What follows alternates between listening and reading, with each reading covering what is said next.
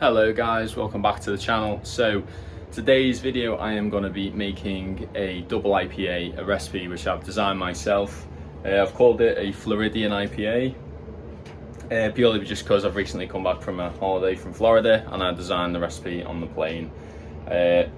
So see if I can pop you somewhere. So this recipe is going to be, as I say, an IPA going for like a double. So hoping for around 7%. So this is also going to be my most expensive beer to date. I think the total of all the ingredients on Brewfather came to around £75 for a 19-litre batch. So very expensive, mainly just because of the hops involved. And also today is the first day I'm going to be using my own brewing sheet. So basically I'm using this so basically I can track a lot more information and data. These are all the just various things I'm going to be recording.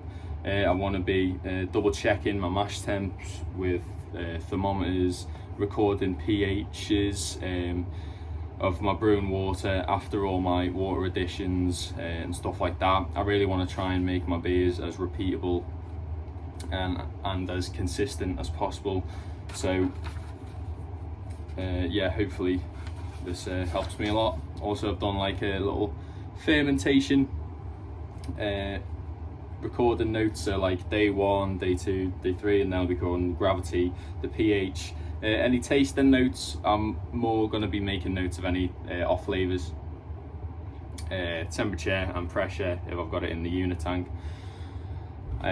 Also stuff like what yeast I'm using, the calculated pitch rate, the number of packs I've used, any starter info if I've made a yeast starter, and stuff like that. So I'm hoping this is very helpful. So at the moment I have mashed in. I'm just doing a little, I just call it like a little pre-mash rest. So I've mixed all the grains in, got everything set up, but I haven't turned the pump on. I find my percolation through the bed is a little bit better after I've given it that little 10-minute rest. So I think there's about 5 minutes left on the timer before the pump starts. So it's very full, very thick.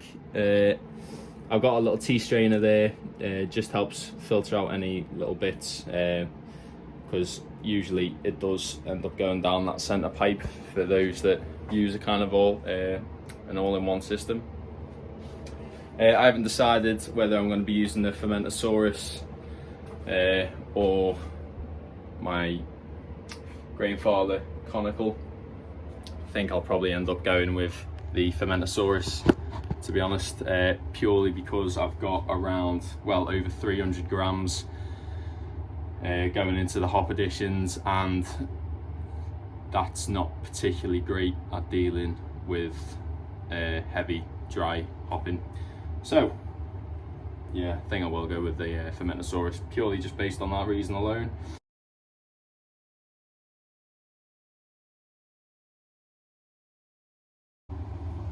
It's okay, so I've basically got to the whirlpool now. So from the looks of things, I've only hit about 70% mash efficiency rather than the 78 I think I had programmed for. So I'm a little low on my numbers, but I'm using this for the first time, which I've literally just scratched off the name. So it's Incognito Citra. So we've got a little white cap there. So this is essentially a super concentrated hop oil. So quite brown tar looking thing. Not too much smell on it, but it's I literally just got a little bit on my finger, a little bit sticky. Now how do we get it out? Got a little spoon here, so I'm going to hold it in the wort. So the wort's at 84 degrees now, so I'm going to get that nice and hot, and then hopefully it should just melt away. See if I can get a better angle. A little bit better there. Put an egg. Get it as hot as I can.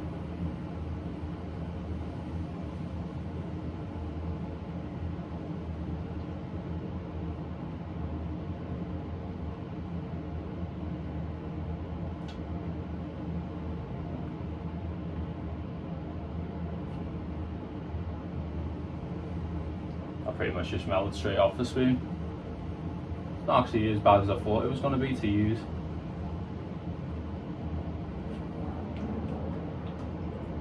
It's pretty good. I think you just need to give it a good stir afterwards. Hopefully I can. It's actually flowing at the top there. I was a little bit worried it might just sink straight to the bottom, stick to the floor. But no, that's not too bad. I'll scoop up some water.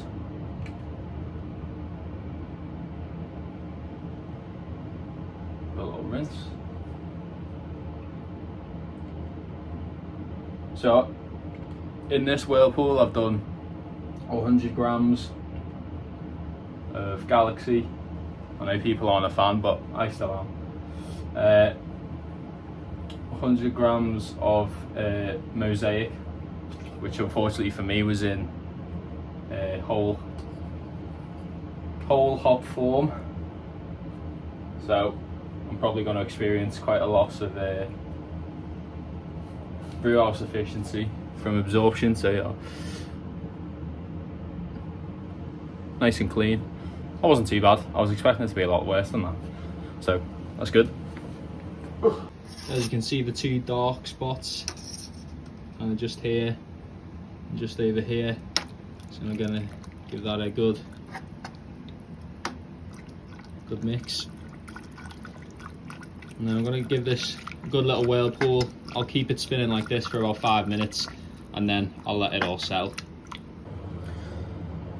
So the whirlpool is now completed and I am transferring the wort through the counterflow chiller and into the fermentosaurus. That's alright. So I'll be using Verdant Ale, or Verdant IPA yeast. Just going to pitch the one packet. It's transferring through at between 20 and 21 degrees. Ooh. So it's probably about a third of the way transferred now. So I'm going to throw that in and then use the flow to help stir it in a bit.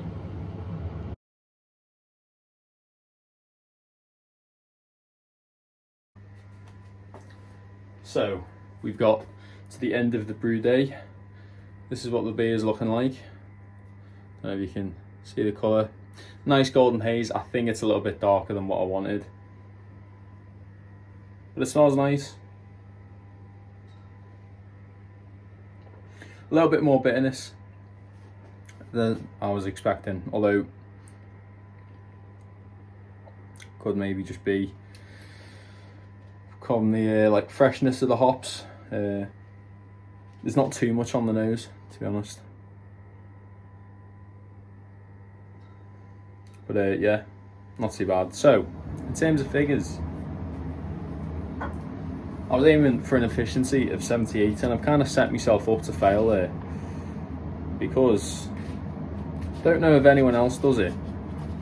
So one thing I do to try and have more accurate brew days is, it's just scribbled on the back of a scrap bit of paper, but I've got my boil off rate per hour and then the temperature of the day, and then I jot down what my boil off rate has been for that day. So when I come to design my recipes, and I can kind of more accurately predict what's kind of going to happen, and it kind of helps me get my numbers. I say that and I clearly haven't done that, because today I aimed for a mash efficiency, I think, of 78, and ended up getting 69% mash efficiency. So over on this side, so I've got my boil off, and then on this side I've got kilos of grain and my percentage of mash efficiency.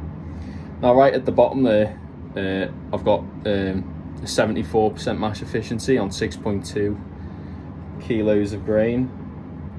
Now I use 6.7 today. So if I'd have looked at this sheet, I would have known that my mash efficiency would have been lower than 74%. And it was obviously at 69. So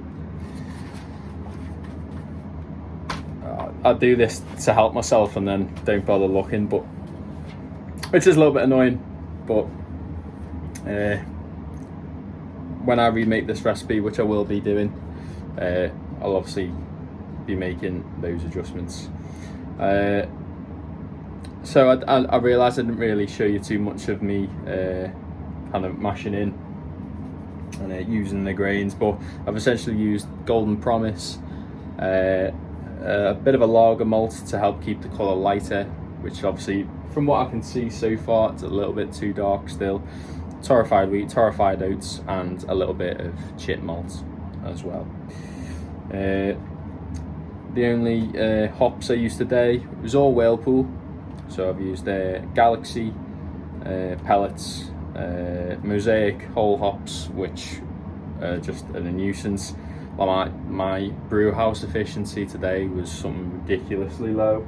It was like 59%, which is horrific, and so there was a lot of wasted beer. Today I only managed to get just over 20.1 litres into the fermenter, and I was hoping for 23, because obviously with 20 litres going into the fermenter, I'm going to have some losses from trub, from yeast, from the hops. So I think I'll probably be lucky if I get kind of 16 litres out, which is considering I've spent £75, you know, to get 15 litres. So what'd that be? What, £5? £5 a litre. Yeah. So yeah. Anyway, it's a hobby. I'll stop whining. Yeah, on the whole, not a bad brew day. Even though this is my 51st batch just on Brewfather. Did use Basement before. Still feel like I've got a lot to learn. And yeah.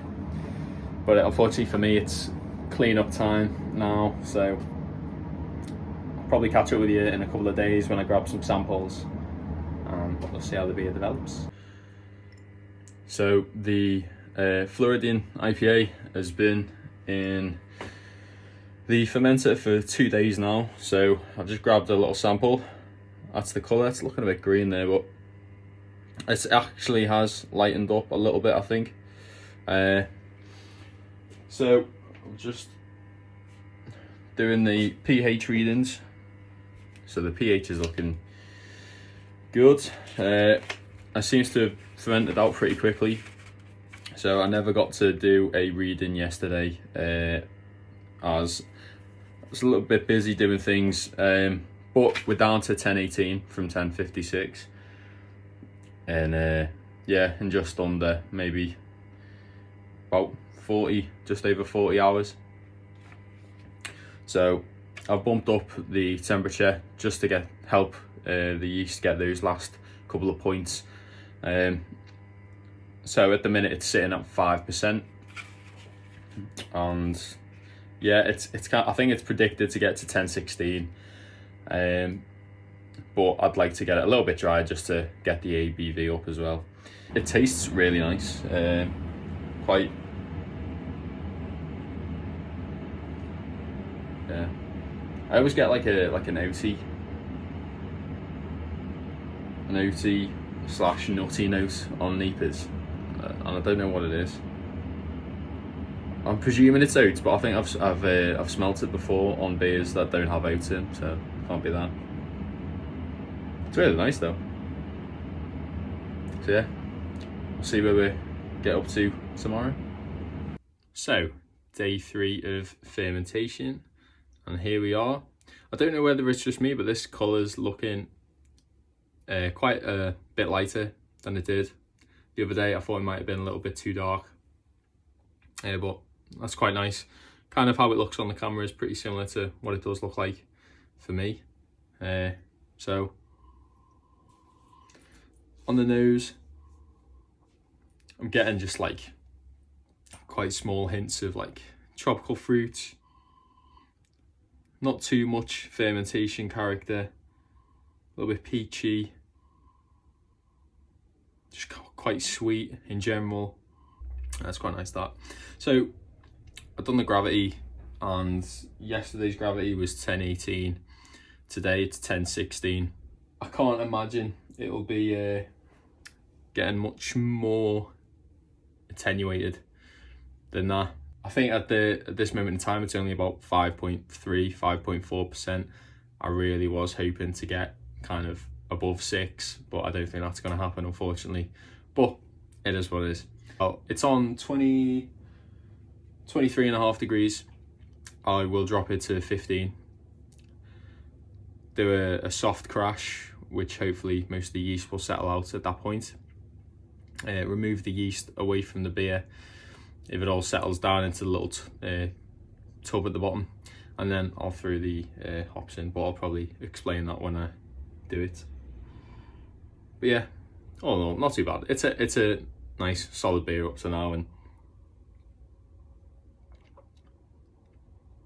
the flavours are good. And I think I've got, well, I don't think, I know I've got 5 different malts in this, but it's a really nice combination, and I'm really just enjoying this base beer. It's really, really nice.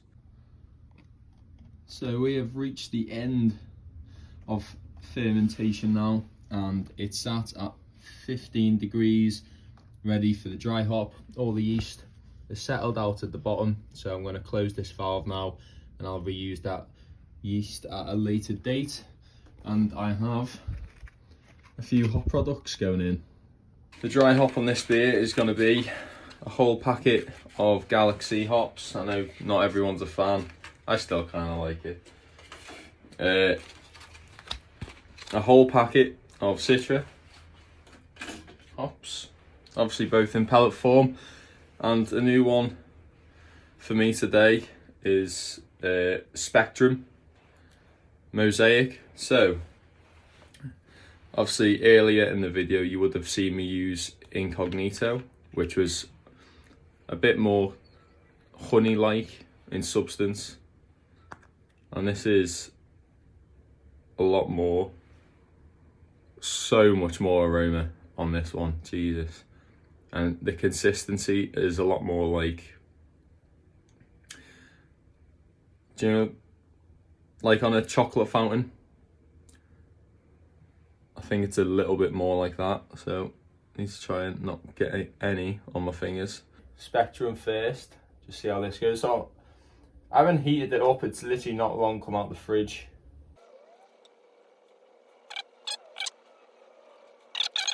If I leave it out the fridge a little bit longer, let it come up to room temp, obviously it'll be a bit more malleable. Considering the price up, I don't want to use as much as I can, really. There's quite a lot left in there. I might go get a hot spoon. Let's add in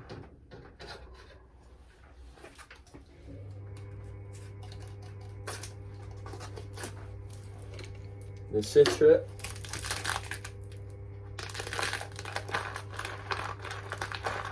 I break it up a little bit first in the pack, stop it from clumping.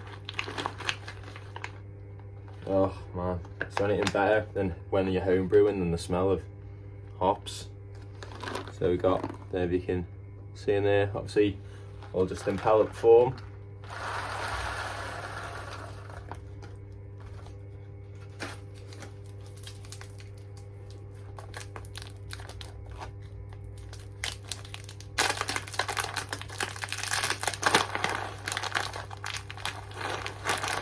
Exactly the same again, just got pellet hops. Break it all up.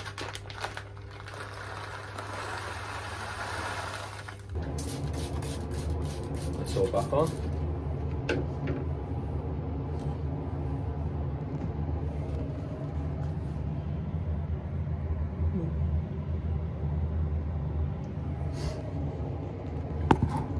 So I'm guessing as well, because obviously it was pressurised, there's going to be a nice natural amount of CO2 in the beer still. So hopefully that's providing a bit of positive pressure, stopping. Oh, just before I forget. So I'm going to add ascorbic acid, which is basically vitamin C. And I've never used it before, but it's meant to act like a natural oxygen scavenger. So hopefully that'll fight any oxygen, or get rid of any oxygen that I might have introduced today. Also, if I haven't explained it, how I've been using my Fermentosaurus, I've basically got it connected up to an ink bed, so I've got my temperature set, and then this heat blanket, which I literally bought from Argos for like 15 quid. I literally just wrap that round, and then the insulation jacket just hugs it like that, and then yeah, helps to keep the heat in.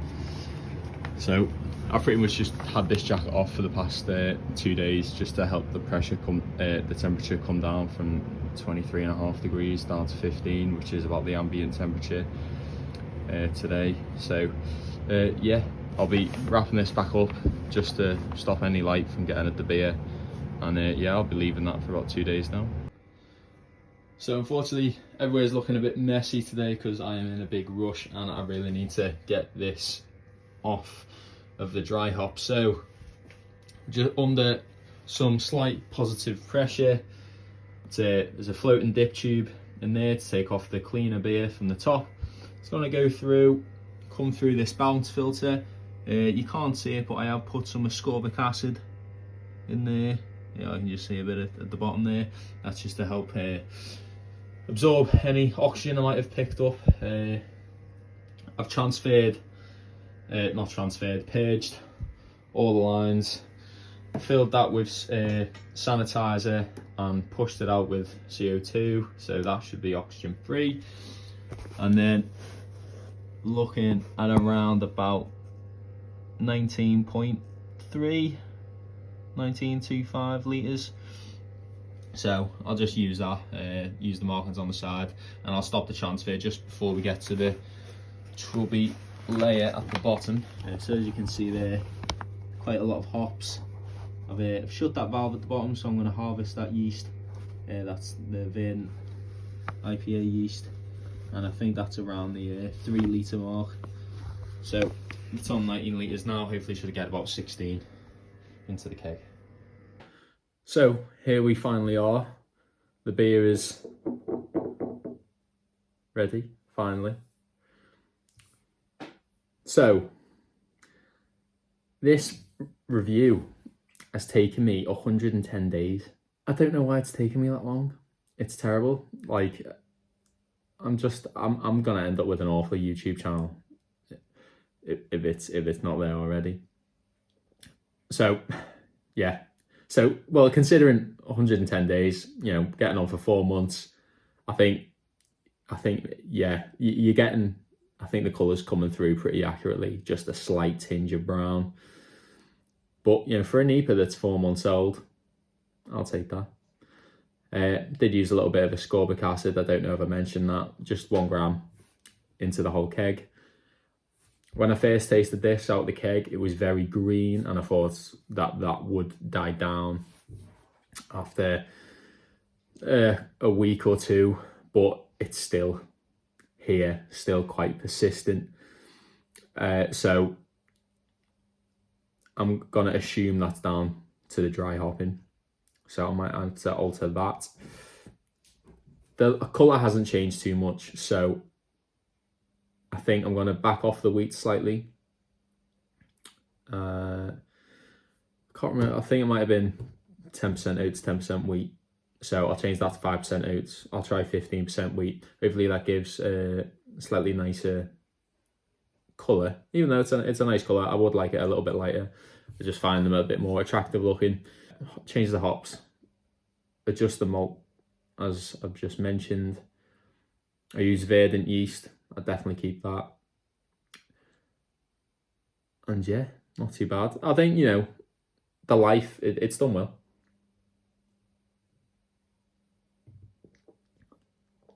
I really love the body. It's really like thick, really helps create that like thick, juicy mangoiness. Lots of like, excuse me, like the aroma is really good. You can get a little bit of this kind of perceived greenness. But other than that, it's very much like stone fruit, like mango-y, pineapple. It's really, really nice.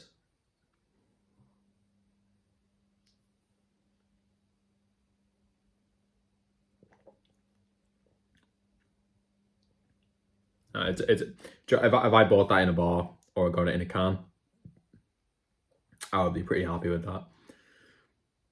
I don't quite think it's the finished article yet. Well, considering, you know, it's his attempt one. Don't know if I mentioned I designed this on a plane over to Florida, which I went to obviously quite a while ago now. So I've called this the Floridian. and I think, you know, kind of suits it quite well. A little bit tropical, palm trees, lots of sunshine. Hopefully it's not about 5 months until you see my face again on your screens. On YouTube anyway. If you don't already, please like and subscribe, because I can guarantee these videos are gonna get at least 1% better every time. Please hit like and subscribe if you enjoy awesome beer content. And please check out my Instagram, because I am way better on Instagram at Sunbear Brewing. And yeah, I'll catch you on the next one. Cheers.